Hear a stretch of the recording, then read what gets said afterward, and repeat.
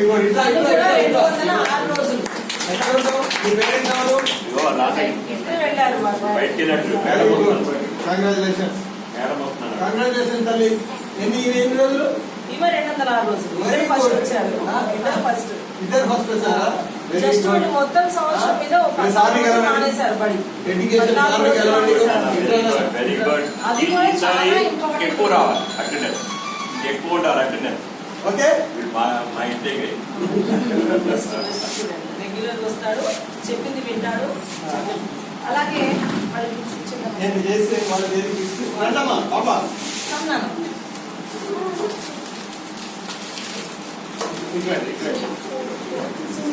Sir photo దిగండి sir, photo కూడా కావాలి.